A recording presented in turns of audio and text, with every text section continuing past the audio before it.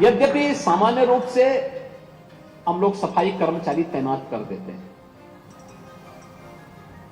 उनके साथ सुपरवाइजर हो जाते हैं, वो लोग अपनी सफाई करें, लेकिन यहां पे ऐसा नहीं किया गया, वहां ऐसा नहीं किया गया। उनकी तैनाती की हुई, फिर उनकी ट्रेनिंग हुई, कैसा व्यवहार होना चाहिए,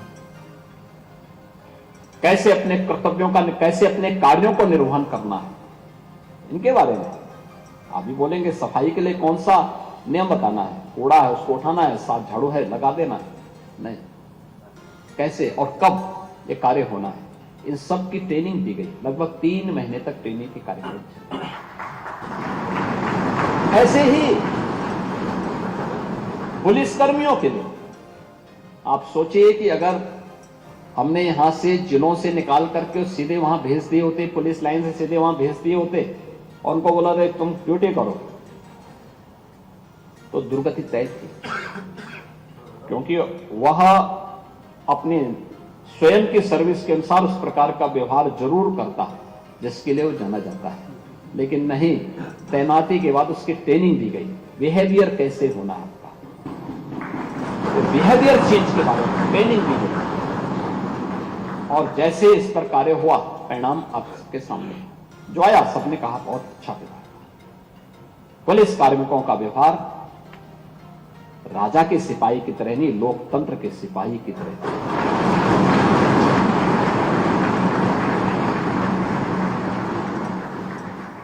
ये नए भारत का पुलिस कार्मिक का व्यवहार था, जो विकसित भारत बनना चाहता है, क्योंकि विकसित भारत के लिए एक व्यक्ति की नहीं, पूरे भारत की सामूहिक ताकत होगी, और वह व्यवहार वहां पे देखने को मिला।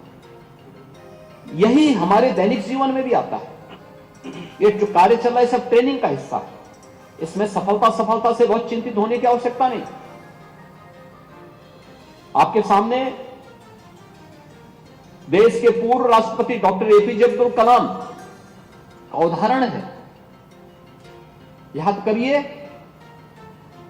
देश के सुदूर दक्षिण तमिलनाडु के धनुषकोटी के पास, जहां से भगवान राम ने सेतु बंध का निर्माण किया था, वहां उनका जन्म होता है।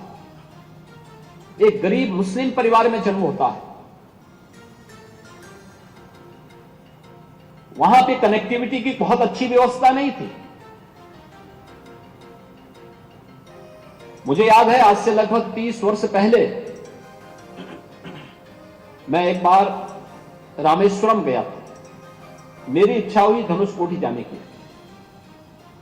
तो उस समय मुझे वहां जाने के लिए कोई साधन नहीं मिले, तो मुझे एक छोटा सा ट्रक लेना पड़ा था। उस ट्रक से मैं वहां जा पाया था। इतनी खराब सड़क थी। आज तो प्रधानमंत्री मोदी जी के कारण वहां की कनेक्टिविटी अच्छी हो गई, लेकिन डॉक्टर एपीजे अब्दुल कलाम देश के अंदर भारत के सर्वोच्च संवैधानिक पद पर राष्ट्रपति भी बने। राष्ट्रपति बनने के पहले उन्हें भारत रत्न से भी सम्मानित किया गया, लेकिन उनका जीवन ऐसा नहीं कि केवल सफलताओं से भरा पड़ा हो।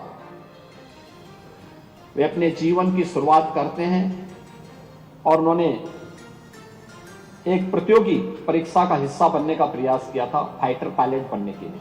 विफल हो गए, पास नहीं कर पाए, निराशा हुई, लेकिन हिम्मत नहीं खोया। ऐसे ही आपके जीवन में भी होगा, याद रखना।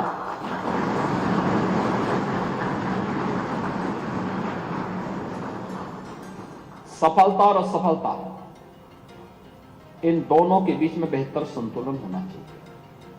सफलता से आपा नहीं खोना है और विफलता से भी हिम्मत नहीं खोनी है। अपने आप पे विश्वास बनाए रखना, अपने आप में विश्वास बनाए रखना होगा। कोई भी सफलता आपको एक नई मंजिल की ओर बढ़ने के लिए प्रेरित करती है और हर विफलता आपके लिए एक नई मंजिल की तलाश का मार्ग भी प्रशस्त करता है।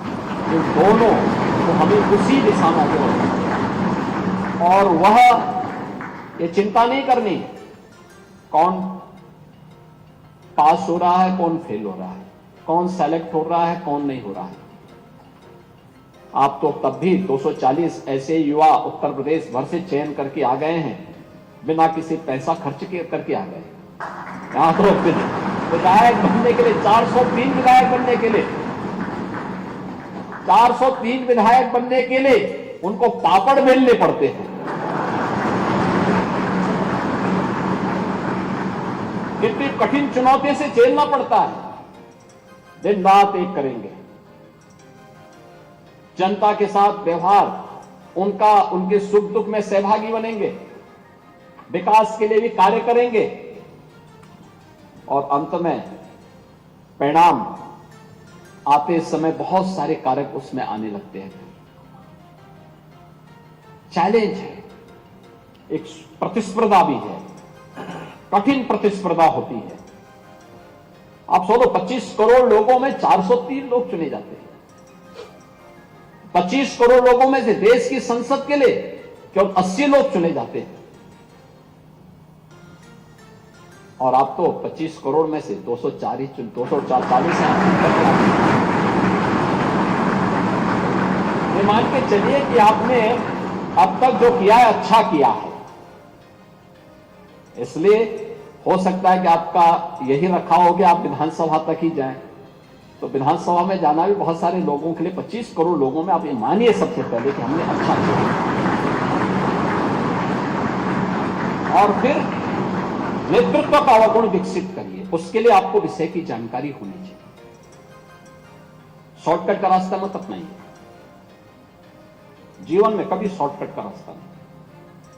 हां, विस्तार खूब दीजिए, जीवन को खूब विस्तार दीजिए और उसको सूत्रों में फिर बांधिए।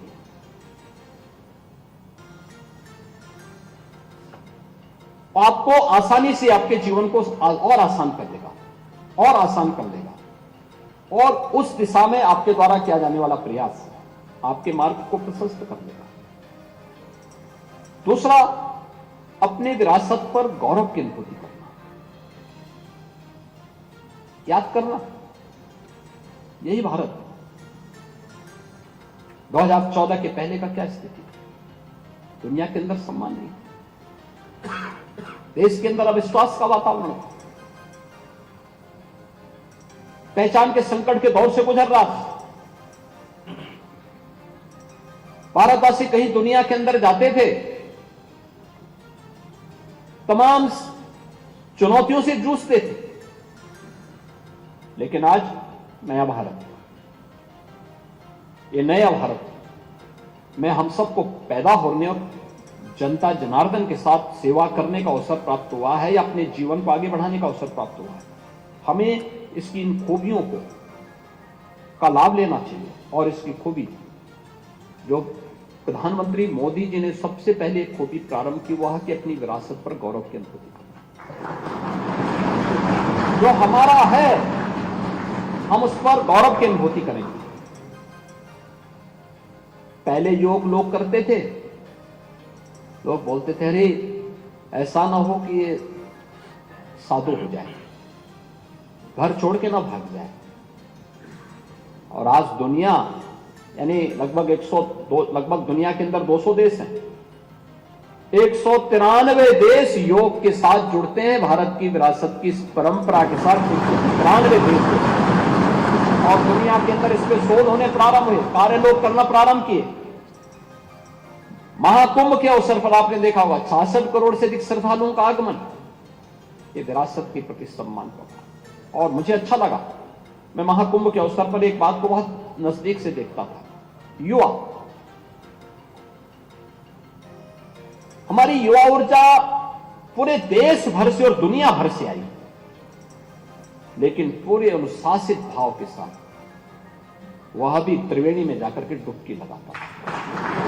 एक नया ट्रेंड देखने को मिला है नए भारत में कि आज अपनी विरासत पर गौरव की अनुभूति इस रूप में लोग आ रहे हैं, इन चीजों पर ध्यान से बहुत नजदीक से इसको महसूस करने का प्रयास कर रहे हैं। और जिस देश का युवा अपनी विरासत पर गौरव की अनुभूति कर रहा हो,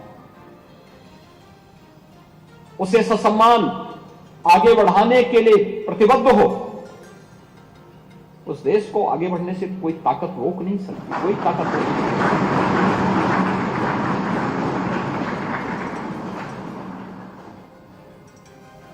हमने प्रधानमंत्री जी के उसी प्रेरणादायी नेतृत्व से प्रदेश के अंदर कार्य करना प्रारंभ किया और मैं धन्यवाद दूंगा माननीय अध्यक्ष विधानसभा को भी और माननीय सभापति विधान परिषद को, ये हमारे दोनों सदन जिन्हें मिलकर के विधानमंडल बना है। आपने देखा होगा ई विधान बना है, एक टैबलेट लगा हुआ है, कागज अब नहीं उपयोग किया जाता है, ई कैबिनेट होती है, कोई कागज सर्कुलेट नहीं होता, टैबलेट है, आप उसके माध्यम से अपने कार्य को आगे बढ़ाइए। यह टेक्नोलॉजी का उपयोग करना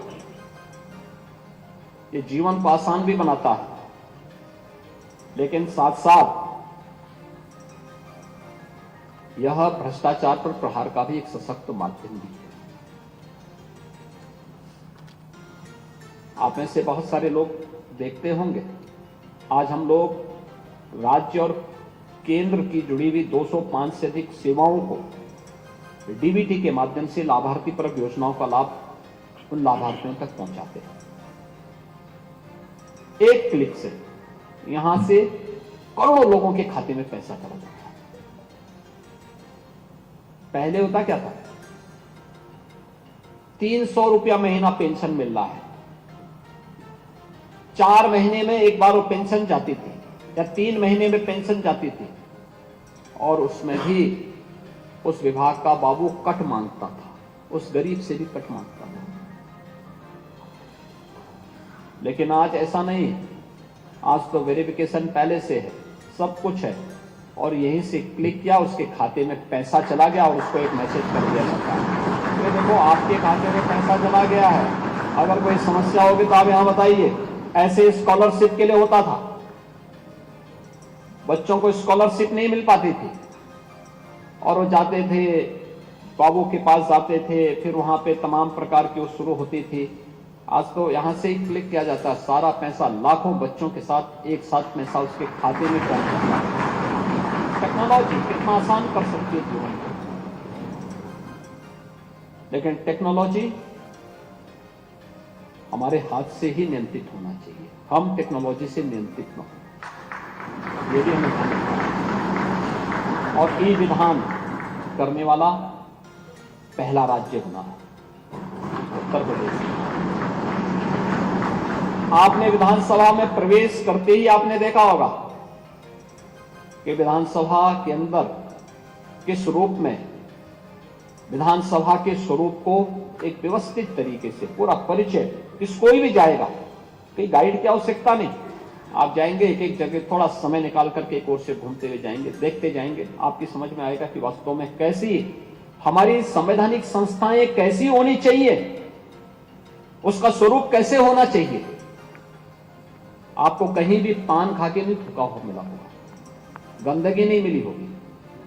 आपने देखा होगा एक दिन यहां पे एक किसी सुपर महानुभाव ने कहीं पान खा के थूक लिया था, कैमरे में कैच हो गया। तो विधानसभा के अध्यक्ष जी ने उनको अपने चेंबर में बुला करके कहा कि आप साफ करेंगे या फिर हमें विधानसभा के फ्लोर में बात रखनी पड़ेगी। उन्होंने कहा कि मैं चुपचाप साफ करूंगा, तो ये नौबत नहीं आनी चाहिए। वैसे भी सार्वजनिक स्थानों पर थूकना, गंदगी करना, अपने घर के किसी कूड़े को फेंकना, प्लास्टिक का इस्तेमाल करके उसको फेंक देना, ये जानते हुए कि सिंगल यूज प्लास्टिक पे बैन है, ये चीजें क्या दिखाती हैं? ये चीजें दिखाती हैं कि हमारा आचरण कितना अभद्र है, कितना अशिष्ट है, कि हमारी शिष्टता का नहीं, हमारी भद्रता का नहीं, ये हमारे आचरण के एक नकारात्मक पक्ष को प्रस्तुत करता है। नकारात्मक पक्ष को नहीं, सकारात्मक पक्ष को लेकर हमें काम करना है। उस सकारात्मक पक्ष को कैसे हम आगे लेके चलते हैं, इन चीजों को देखने की आवश्यकता है। ये संस्थाएं, विधानसभा, इस विधान भवन के कस्टोडियन विधानसभा के अध्यक्ष होते हैं। इसका संरक्षण उनका दायित्व है। या किसी भी महत्वपूर्ण पद पर पहुंचा हुआ व्यक्ति उसका कस्टोडियन होता है और वह कस्टोडियन की भूमिका में उन दायित्वों का अपने कार्यकाल के दौरान निर्वहन करता है।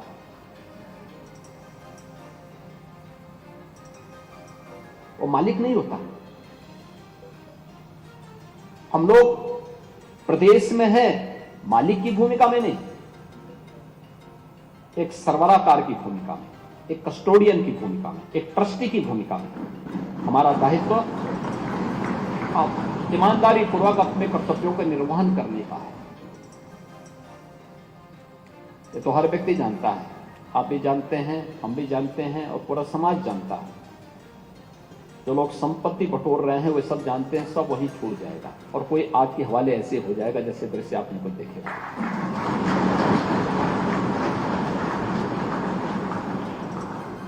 लेकिन हमारा राष्ट्रीय दायित्व भी तो कुछ है, याद रखना। इस राष्ट्र की एकता, अखंडता और संप्रभुता के साथ ही हम सबकी भी सुरक्षा जुड़ी हुई है। इस राष्ट्र की एकता को बनाए रखने का दायित्व भी तो हम सबका होना चाहिए। सामाजिक भेदभाव न हो, विभेद न हो, इस सभी की सामूहिक जिम्मेदारी बनती है।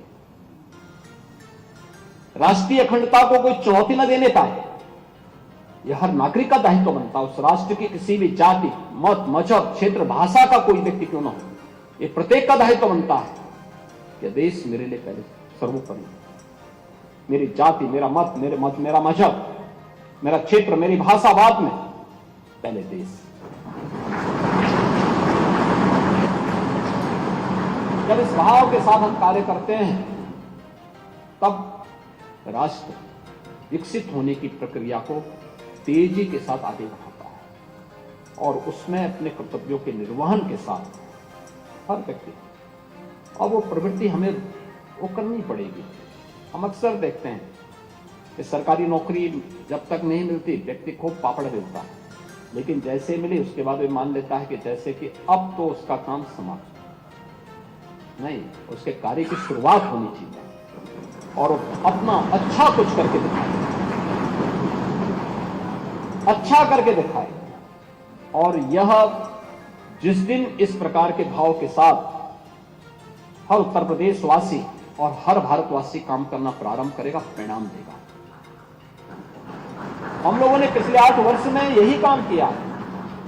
प्रधानमंत्री मोदी जी की प्रेरणा से यही काम हम लोगों ने किया, अलग से नहीं। कोई ऐसा हमने नहीं कर दिया कि कहीं से अतिरिक्त ऐसा हमने ला दी। हमने केवल पब्लिक को प्रेरित किया, समाज के हर एक तबके को इस बात के लिए प्रेरित किया कि भाई देखो, हमारी भी तो इस प्रदेश के प्रति कोई जिम्मेदारी है। प्रदेश हमें पहचान दे रहा है, हमें भी इसके प्रति कोई जिम्मेदारी है, कोई जवाबदेही है। उस जिम्मेदारी और जवाबदेही में बेहतर समन्वय करते हुए हम आगे बढ़े, परिणाम हमारे सामने। यह प्रदेश 17 के पहले बीमारू राज्य था, आज बीमारू नहीं, देश की अग्रणी अर्थव्यवस्था के रूप में अपने आप को स्थापित किया। इस प्रदेश में 2017 के पहले किसान आत्महत्या करता था, आज किसान खुशहाल है। 2017 के पहले बड़े पैमाने पे भूख से मौतें होती थी, आज भूख से मौतें नहीं बल्कि 15 करोड़ लोग पिछले 5 वर्ष से फ्री में राशन की सुविधा का लाभ प्राप्त कर रहे हैं। टेक्नोलॉजी का बेहतर उपयोग हुआ है। ई पॉस मशीन से हम लोग लखनऊ में बैठ करके स्क्रीन के माध्यम से सभी 80,000 फेयर प्राइस शॉप की मॉनिटरिंग कर सकते हैं। यह है टेक्नोलॉजी के कारण। हमने इस्तेमाल क्यों नहीं किया पहले? क्यों नहीं किया? ये वही प्रदेश थे जिसके युवाओं को अपनी पहचान छुपानी पड़ती थी। आज पहचान नहीं छुपानी पड़ती है। वो कहीं जाता है, सीना चौड़ा करके बोलता है हम यूपी के।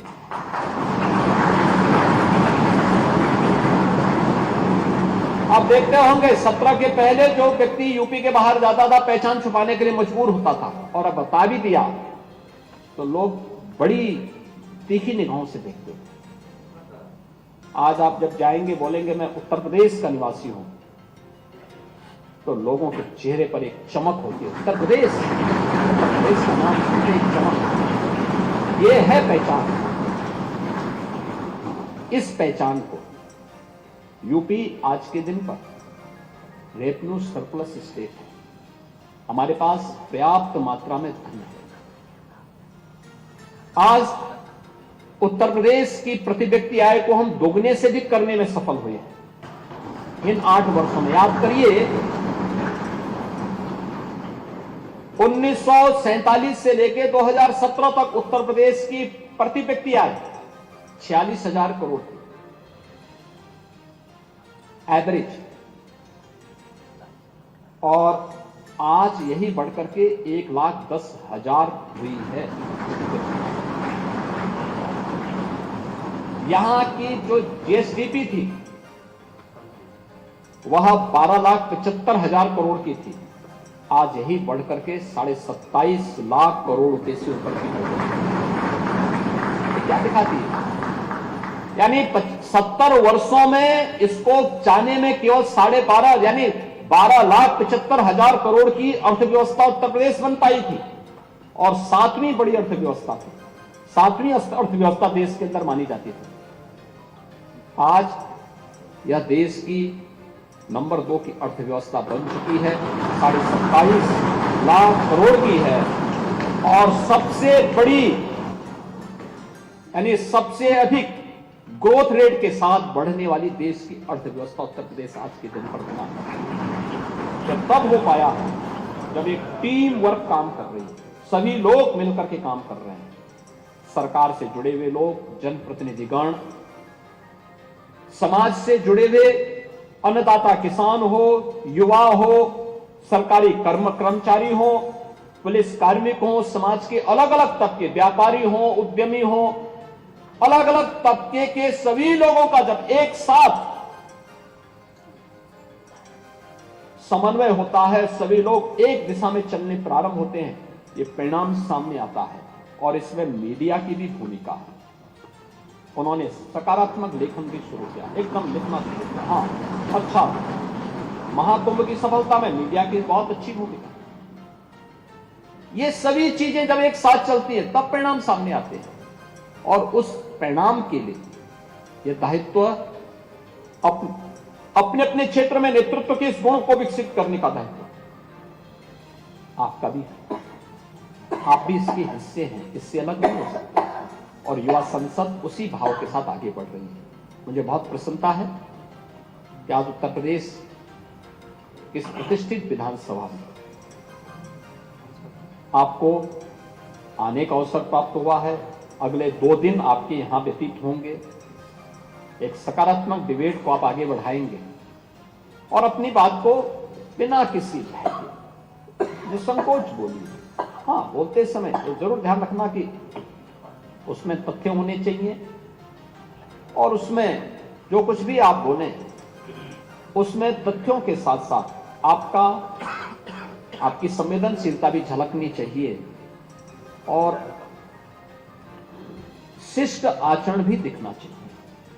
अगर ये सब चीजों को, वही चीज शालीनता के साथ भी बोली जा सकती है और वही चीज अभद्र तरीके से भी बोली जा सकती है। व्यक्ति को तय करना है कि वह किस श्रेणी में खड़ा है, और मुझे लगता है कि इन बातों को आप रख करके इन 2 दिनों के अंदर यहाँ पे 3 जो सबसे अच्छे यूथ सेलेक्ट होंगे यानी आप सभी अच्छे हैं, लेकिन उन 3 को सेलेक्ट करना यहां पे जो हमारी टीम बनी हुई है, इनके लिए बहुत बड़ा चैलेंज होगा, बहुत बड़ा चैलेंज होगा। क्योंकि 3 का 240 में से 3 का चयन करना, और वो तो अच्छा है कि आज की विधानसभा हमारी बहुत अच्छी चलती है, नहीं तो 90 के दशक की विधानसभा होती तो पता नहीं क्या हो गया होता।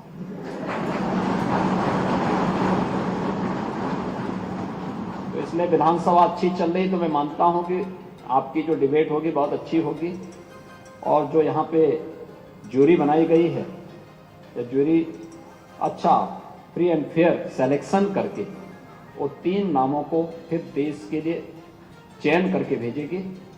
आप सभी आए, आपको मैं बधाई देता हूं, आप सबको मैं शुभकामनाएं देता हूं और विश्वास करता हूं कि आप सब जीवन के अपने क्षेत्र में पारंगत हों, नेतृत्व का गुण विकसित अलग अलग क्षेत्र में प्रदेश भी और देश भी लाभान्वित हो, इस विश्वास के साथ मेरी मंगल में शुभकामनाएं आप सबके प्रति हैं। धन्यवाद। जय हिंद। बहुत बहुत धन्यवाद माननीय मुख्यमंत्री महोदय। और अब आपकी अनुमति से अब राज्य स्तरीय विकसित भारत युवा संसद प्रतियोगिता का आरंभ होता है। आप सबकी जानकारी के लिए बता दूं कि इस प्रतियोगिता में भाग ले रहे सभी 240 विद्यार्थियों को जनपदवार अल्फाबेटिकली क्रम में बोलना है। तो 3 प्रतिभागी माननीय मंच के समक्ष अपनी कला का प्रदर्शन करेंगे। सबसे पहले आगरा की कनक चौहान। और मैं नायक मंडल को बता दूं, ये प्रतियोगिता प्रारंभ होती है, ये जो प्रतिभागी बोल रहे हैं ये प्रतियोगिता का हिस्सा है। आगरा की कनक चौहान। मैं उस देश की नागरिक हूँ जिसका संविधान भारत माता की अमर संतान है। वो देश जिसकी विविधता अधिक सशक्त, जिसकी एकता और अधिक अटल है। मैं उस देश की नागरिक हूँ जो सत्यम शिवम सुंदरम, कभी वंदे मातरम तो कभी पंजाब सिंध गुजरात मराठा द्राविड़ उत्कल बंगा है। ऐसी प्रेम की पूज्य भूमि को सादर नमन करते हुए, आदरणीय मुख्यमंत्री जी को नमन करते हुए एवं समस्त निर्णायक मंडल को नमन करते हुए, मैं कनक चौहान उत्तर प्रदेश की ऐतिहासिक नगरी आगरा से आपके समक्ष आज के विषय संविधान दिवस के 11 संकल्पों पर अपने विचार साझा करने जा रही हूँ। महोदय, वर्तमान में परम आवश्यक है कि यदि हम अपने पावन हिंदुस्तान का ग्रोथ इंजन बने उत्तर प्रदेश